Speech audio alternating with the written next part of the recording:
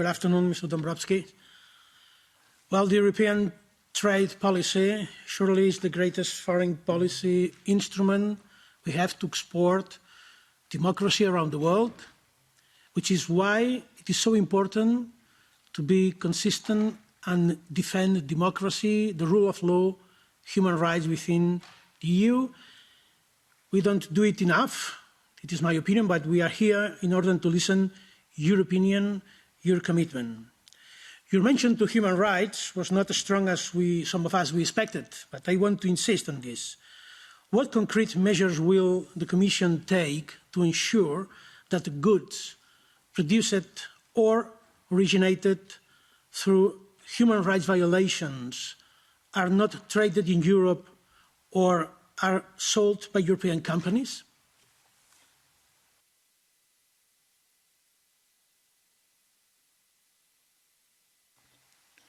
Thank you for this question. Well, on human rights violation, I think the European Commission's and EU's position is very clear. We need to counter human rights violations. I was mentioning the human rights sanctions mechanism, which is basically already prepared within the European Commission, something I have been doing in my current capacity. So hopefully we'll be, as a Commission, able to soon move forward with this human rights sanctions mechanism. And trade policy definitely has an important role to play.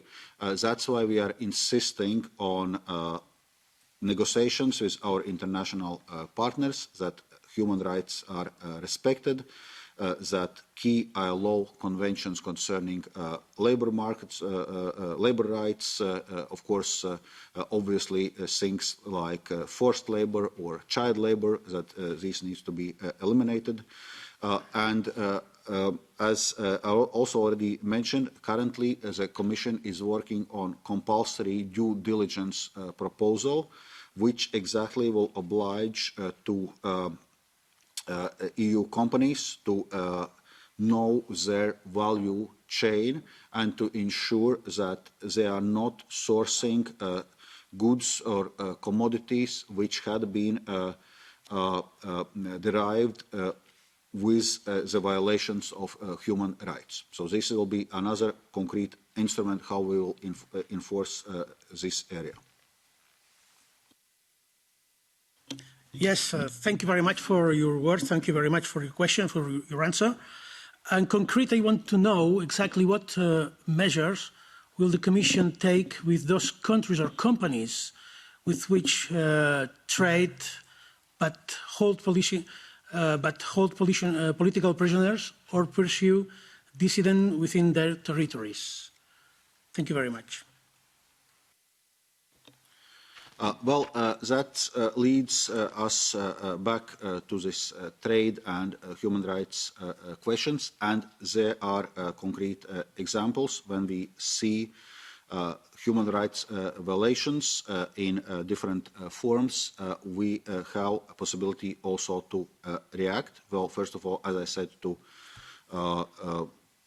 not source goods or commodities which are coming from human rights violations. In case of situations where we grant unilateral trade preferences, we can suspend those unilateral trade preferences. We just discussed the general system of preferences and situation in Cambodia, for example. And of course, as a last resort, we can suspend our free trade agreements with third countries violating human rights. There, of course, we always see that we need to engage, we need to put pressure on our partners and resort to that kind of a last measures only indeed as a last resort. Thank you. Thanks. Next question is coming from Sean Kelly, and he is on remote as well.